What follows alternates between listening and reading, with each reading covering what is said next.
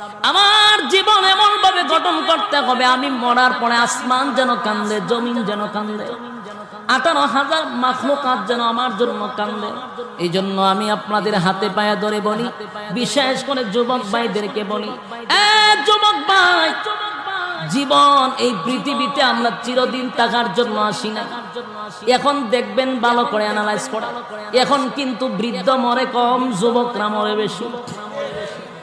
আমরা মরি বেশি কারণ আমাদের গুনাহ বেশি, হায়াত কম। আমাদের বাপ দাদারা 80-90 বছর হায়াত পাইছে। কেন পাইছে? গুনাহ নাই।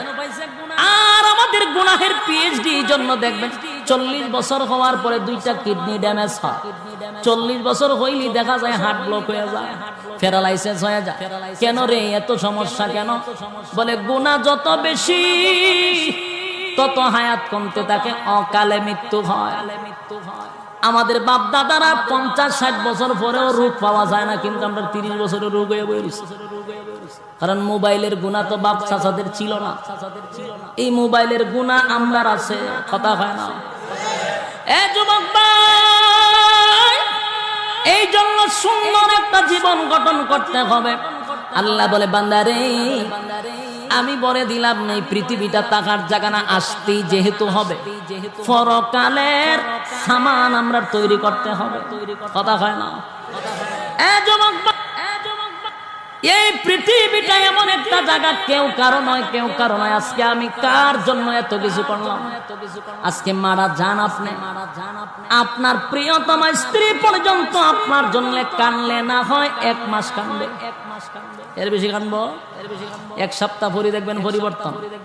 মা কানলে না হয় আরো কয়েকদিন কানবে, কিন্তু দিলের কান লাগায় শুনেন, বেশি দিন কানবে না। দুনিয়াটার সিস্টেম এরকম। কিন্তু আপনি যখন কবরে যাবেন, মনে মনে বলবেন আমি তো একটা মানুষ ছিলাম, আমারও একটা নাম ছিল, আমার ভিতরে রক্ত মাংস ছিল, কিন্তু 2টা চক্ষু বন্ধ হওয়ার সাথে সাথে দেখবেন আপনার নাম আর নাম থাকে না। আপনার কলিজার টুকরা সন্তান তখন আব্বা বলে না, আপনার চাচা বাতিজার আপনার নাম ধরে ডাক দেন, আপনার নাম আব্দুল কুদ্দুস, আব্দুল গফফার, কিন্তু নাম বলে না। সবাই বলে এখন লাশটারে ঘর থেকে বাহির করো, লাশটারে খাটিয়াতে তুলাও, লাশটারে গোসল করাও। তার মানে কেউ নাম ধরে ডাকতে চায় না, নামটা পর্যন্ত 2টা চক্ষু বন্ধ হওয়ার সাথে সাথে উদাও হয়ে যায়। কথা হয় না? আমি একটা মানুষ ছিলাম, আমার একটা পাকিস্তান ভারতের খেলা দেখার সময় আছে, বিপিএল IPL